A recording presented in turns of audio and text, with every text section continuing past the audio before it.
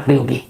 कल रात एक के बाद एक हमले हो रहे थे। एक तरफ पाकिस्तान ने हमारे 26 अलग अलग जगहों को, जिसमें एयरबेस से निशाना बनाया, ड्रोन फेंके, मिसाइल से हमला किया, फाइटर जेट से हमला किया।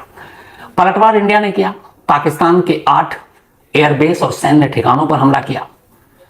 और मामला बहुत ही ज्यादा नाजुक हो चुका था, क्योंकि पिछले 3 रातों से यह सब कुछ चल रहा था ऑपरेशन सिंदूर की शुरुआत के बाद।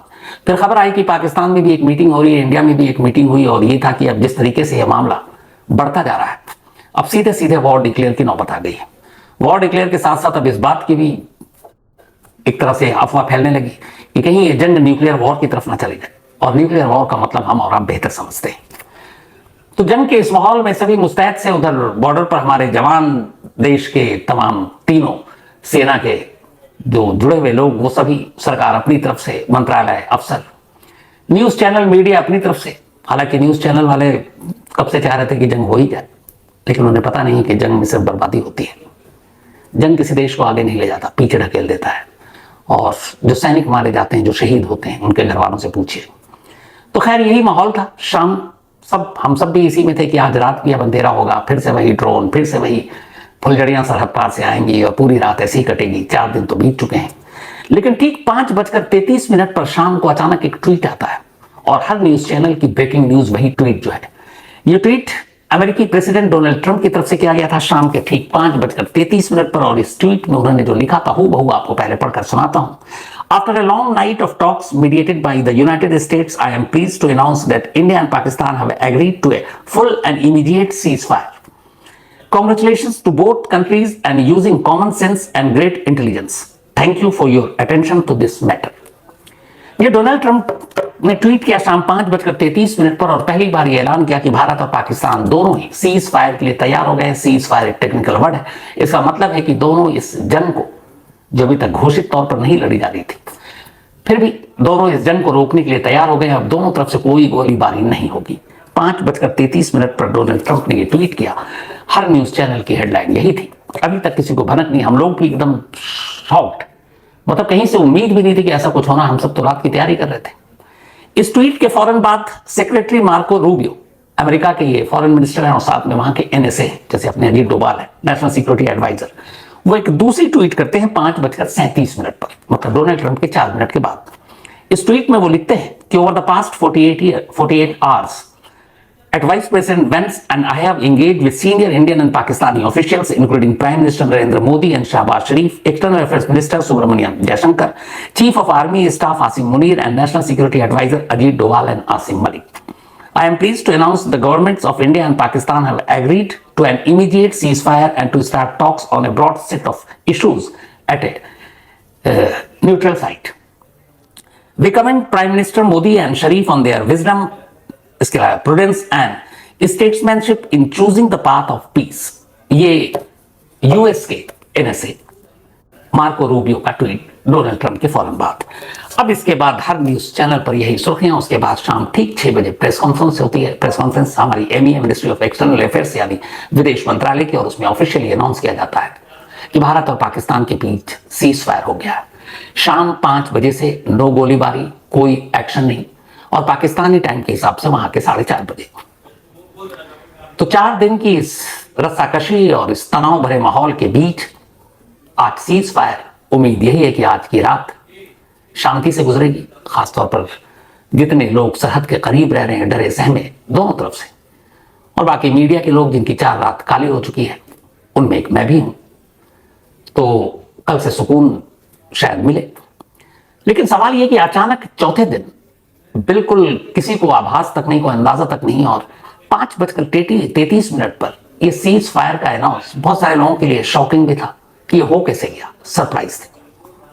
तो ये सीज फायर हुआ कैसे और क्यों हुआ, और किसी को अंदाजा नहीं था, क्योंकि कल रात जिस तरीके से दोनों तरफ से गोलीबारी हुई, फाइटर जेट का इस्तेमाल किया गया, एयरबेस को तबाह करने के लिए पाकिस्तान ने इधर बहुत सारी चीजें भेजी, तो लगा था कि अभी मामला आगे जाएगा। तो फिर ये अचानक क्यों?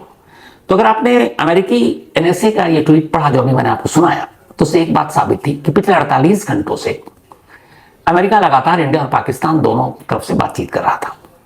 इस सीज फायर को अमल में लाने या इस सीज फायर को कामयाब बनाने के पीछे कुल 9 लोगों का हाथ है। 9 लोग जिन्होंने इस जंग को आगे बढ़ने से रोका। अब ये कौन 9 लोग हैं? और ये आज क्यों हुआ? असल में आज खतरा बढ़ गया था। कल रात के हादसे के बाद जो अटैक हुआ और फिर पलटवार इंडिया ने किया, तो ये डर था कि कहीं मामला न्यूक्लियर वॉर की तरफ न चला जाए। उसके लिए पाकिस्तान में बाकायदा एक मीटिंग भी हुई जिसकी खबर आई। तो कुछ भी हो सकता था। और एक बार जंग शुरू, तो फिर जंग शुरू करना किसी के हाथ में होता, खत्म करना किसी के हाथ में नहीं होता। तो पिछले 2 दिनों से ये कोशिश जारी थी और इस कोशिश की शुरुआत जो हुई वो अमेरिकी प्रेसिडेंट डोनाल्ड ट्रंप की तरफ से। डोनाल्ड ट्रंप ने अपने 2 खास लोगों को इस काम पे लगाया।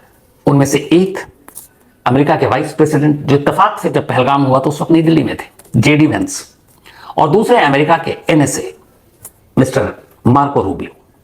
इन दोनों को यह काम सौंपा गया कि आप भारत और पाकिस्तान के बीच के तनाव को कम कराएं, दोनों देशों के नुमाइंदों से बातचीत करें और किसी तरह से जंग को रोकें। अब बातचीत शुरू हुई। मार्को रूबियो पिछले 2 दिनों से पाकिस्तान के प्राइम मिनिस्टर शहबाज शरीफ से बात कर रहे थे, लेकिन फिर उन्हें एहसास हुआ कि शहबाज शरीफ से बात करने का कोई फायदा है नहीं, क्योंकि शहबाज शरीफ के हाथ में वो पावर नहीं है। कहने को पाकिस्तान के प्राइम मिनिस्टर है, लेकिन असली पावर वहां की सेना के हाथ में है, यानी पाक आर्मी चीफ, पाकिस्तान के जो आर्मी के जनरल है, जनरल आसिम मुनीर, मुल्ला मुनीर भी आप कहते हैं जिन्हें, तो वो उनके हाथ में है।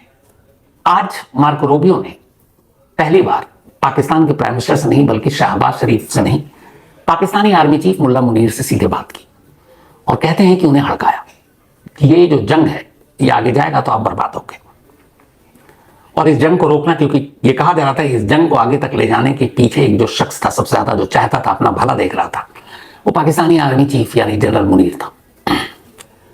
तो पहली बार अमेरिका से वहां डांट पड़ी और कहा गया कि ये सब भूल जाओ वरना फिर जंग लड़ने लायक नहीं रहोगे।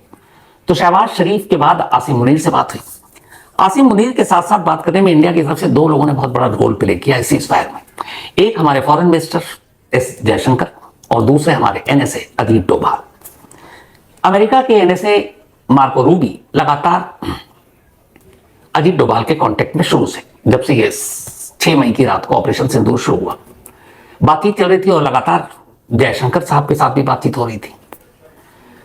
तो पाकिस्तान में शहबाज शरीफ, उसके बाद फिर वहां के जो एनएसए पाकिस्तान के Asim Malik, national security adviser, जैसे हमारे अजीत डोभाल साहब हैं, तो पाकिस्तान के प्राइम मिनिस्टर और फिर एनएसए से बात की अमेरिका के एनएसए ने। उसके बाद फिर पाकिस्तान आर्मी चीफ से बात हुई, जयशंकर साहब हमारे फॉरेन मिनिस्टर से बातचीत हो रही थी, इसके बाद अजीत डोभाल साहब से बातचीत हो रही थी। इन सब के बाद 2 अमेरिका से दोनों जो लगातार बातचीत कर रहे थे, मार्को रूबियो और जेडी वेंस, वहां के वाइस प्रेसिडेंट। दिन फिर बात हुई आखिर में, जो आज वो बात हुई थी शहबाज शरीफ और नरेंद्र मोदी हमारे प्राइम मिनिस्टर से। तो डोनाल्ड ट्रंप के पहल पे ये शुरुआत हुई। तो ये 9 कैरेक्टर थे जो सीज फायर में एक रोल प्ले कर रहे थे। डोनाल्ड ट्रंप, उनके vice president JD Vance, America के एनएसए मार्को रूबियो, भारत के फॉरेन मिनिस्टर जयशंकर, भारत के एनएसए अजीत डोभाल, पाकिस्तान के प्राइम मिनिस्टर शहबाज शरीफ, पाकिस्तान के एनएसए आसिम मलिक और Pakistani army chief major general Asim Munir. ये 9 कैरेक्टर थे जो बातचीत कर रहे थे। तो जब सारी बातचीत हो गई तो आज दोपहर 3:35 पर पहली बार पाकिस्तान के डीजीएमओ ने भारत के डीजीएमओ को फोन मिलाया। डीजीएमओ मतलब director general of military operation. इसको ऐसे समझिए कि जैसे हमारे आर्मी चीफ हैं, आर्मी चीफ या चीफ ऑफ स्टाफ जो होते हैं, ये प्लानिंग और बाकी सारी चीजें करते हैं। फील्ड में जो पूरा ऑपरेशन देखते हैं, जैसे इस वक्त पिछले 4 दिनों से जो भारत पाकिस्तान के बीच एक तनावपूर्ण माहौल बना हुआ था, ये असली बॉस होते हैं DGMO, director general of military operation. हमारे इस वक्त जो भारत के हैं वो राजीव घई हैं। पाकिस्तानी डीजीएमओ का नाम मुझे याद नहीं है इस वक्त। तो राजीव घई हमारे DGMO, director general of military operation, उनके पास फोन आया दोपहर 3:35 पर पाकिस्तान के डीजीएमओ का, और कहा गया कि देखिए हम लोग सरहद पर तनाव कम करते हैं, हमारी तरफ से गोलीबारी कम होगी, अब आप बताइए। डीजीएमओ ने फौरन अपने बॉसेस को यह सूचना दी। इसके बाद नई दिल्ली में एक मीटिंग हुई। इससे पहले जब अमेरिका लगातार कोशिश कर रहा था तो हमारी सिर्फ एक शर्त थी और कोई शर्त नहीं थी, और वो शर्त ये थी कि अब अगर भारत पर कोई आतंकवादी हमला होता है तो इसे सीधे हम वॉर मानेंगे। ये एक एक्ट ऑफ वॉर होगा। एक्ट ऑफ वॉर का मतलब यह होता है कि अगर एक पड़ोसी देश चाहे हथियार से, बम से, biochemical, bio weapon, cyber attack, इस तरह से बेगुनाहों को, फोर्सेस को, किसी को भी निशाना बनाता है, तो फिर वो वॉर की कैटेगरी में आएगा, मतलब जंग। तो इसको हम एक्ट ऑफ वॉर मानेंगे।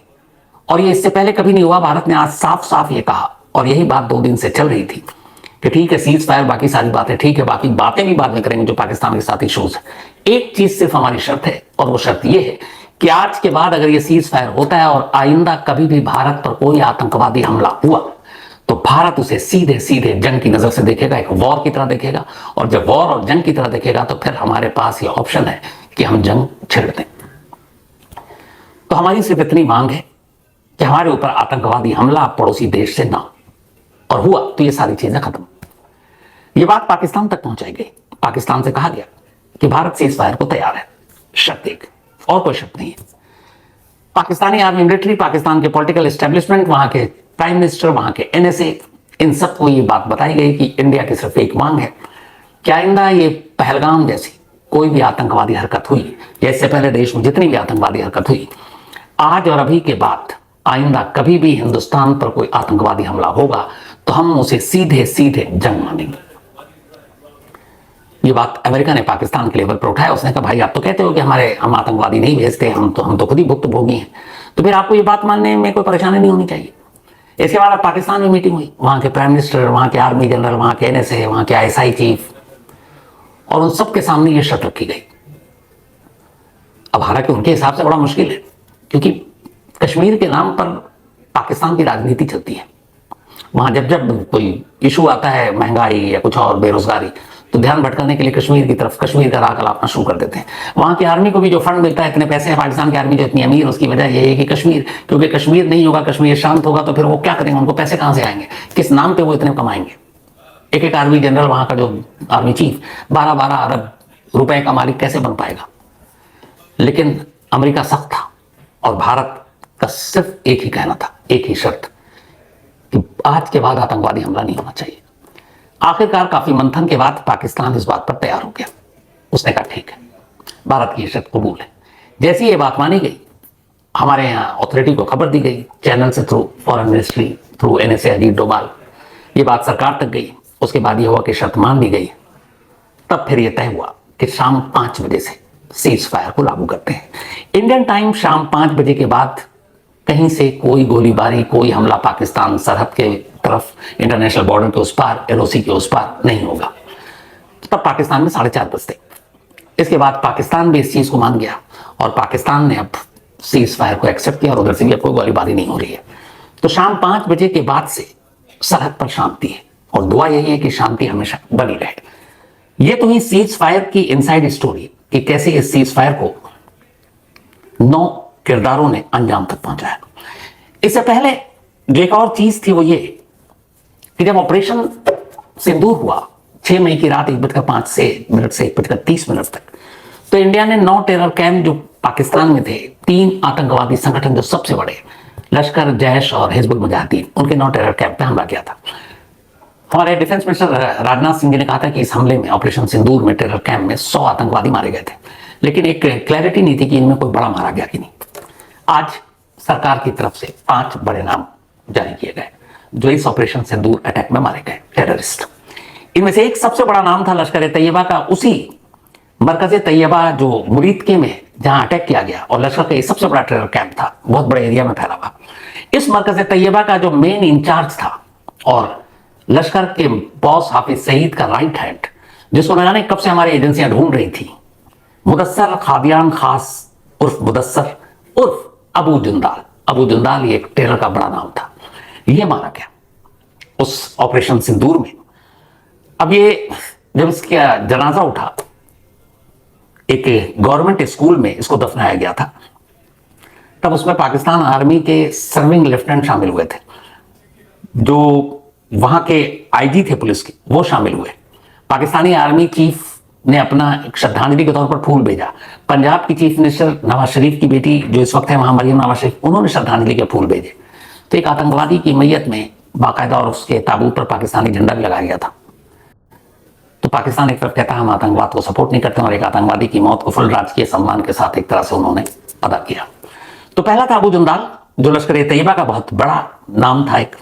दूसरा जो मारा गया इस अटैक में वो था जैश ए मोहम्मद का एक बड़ा आतंकवादी हाफिज मोहम्मद जमील। हाफिज मोहम्मद जमील मौलाना मसूद अजहर का ब्रदर इन लॉ है, और ये उस मरकज सुभान अल्लाह का इंचार्ज था जो बहावलपुर में ऑपरेशन सिंदूर में जिसको तहस नहस कर दिया गया। ये जैश के नौजवान कैडर को ब्रेन वॉश किया करता था। तीसरा जो मारा गया आतंकवादी इस पूरे ऑपरेशन के दौरान, उसका नाम है मोहम्मद यूसुफ अजहर उर्फ उस्ताद जी उर्फ मोहम्मद सलीम उर्फ गौसी साहब। ये भी जैश मोहम्मद का और इत्तेफाक से मौलाना मसूद अजहर का ये भी ब्रदर इन लॉ। ये ट्रेनिंग देने का काम करता था हथियारों की, और ये कई भारत में टेररिस्ट और जो हमले हुए उसका मास्टरमाइंड था। और सबसे बड़ी बात यह कि मोहम्मद यूसुफ अजहर को IC 814 हाईजैकिंग केस में वांटेड था। जिस कांधार हाईजैकिंग में मौलाना मसूद अजहर को रिहा कराया गया था, उस IC 814 की हाईजैकिंग में शामिल था, ये भी मारा गया। चौथा था खालिद उर्फ अबू अकाशा। ये लश्कर तैयबा का एक बड़ा टेररिस्ट और कई अटैक में जो जम्मू कश्मीर में हुए इसमें शामिल था। ये अफगानिस्तान से हथियारों की तस्करी करके लाता था और फिर उसको सरहद पार जम्मू कश्मीर में भेजा करता था। इसका जनाजा फैसलाबाद में इसको दफनाया गया और वहां पाकिस्तानी आर्मी के ऑफिशियल और फैसलाबाद के जो डिप्टी कमिश्नर थे DC, वो इसकी मैयत में शामिल हुए। मतलब एक टेररिस्ट को यहां पे भी राजकीय सम्मान दिया गया था। पांचवा टेररिस्ट जिसका नाम जारी किया गया इस ऑपरेशन सिंदूर में जो मारा गया, मोहम्मद हसन खान, ये भी जैश मोहम्मद का था और ये मुफ्ती असगर खान कश्मीरी उनका बेटा था। मुफ्ती असगर खान कश्मीरी जैश मोहम्मद का पाकिस्तान POK में जो है वो मेन कमांडर, उसका बेटा था। तो ये 5 टेररिस्ट 6 मई की रात 25 मिनट के ऑपरेशन सिंदूर के ऑपरेशन में मारे गए। अब आज सीज फायर है, सरहद पर शांति है। आज रात को शायद वो सारे पटाखे और ये सारी चीजें बंद होंगी और दुआ यही है कि शांति बनी रहे, और दुआ ये भी है कि अब सरहद पार से कोई और आतंक ना आए, क्योंकि अब अगर आतंक आया तो फिर ये सीधे सीधे जो शर्त है सीज फायर का, इसे वॉर की नजर से देखा जाएगा, जंग की सूरत में देखा जाएगा। हालांकि ऊपर वाला ना करे ऐसी नौबत आए और कोई टेरर ना आए सरहद पार से, ताकि सब लोग खुश रहें, खुशहाल रहें। हम सब बेकसूर लोग हैं, घूमने जाते हैं, कहाँ वक्त मिलता है, कुछ वक्त अपने साथ गुजारते हैं और वहां भी अगर इस तरह से मौत आ जाए आतंक की शक्ल में तो क्या होता है। तो खैर एक अच्छी खबर यह कि सीज फायर हो गया है और बहुत सारे लोग जो सरहद पार अपना घर छोड़कर बेचारे इधर उधर भाग लेते डर से कि कब पता नहीं दुश्मन कोई रॉकेट डाल दे, मिसाइल डाल दे, क्योंकि वो देखते नहीं अस्पताल, कॉलेज, स्कूल, लोगों के घर, आम लोग बेगुनाह, उनको निशाना बना रहे थे। तो ये भी अपने घर को लौट सकें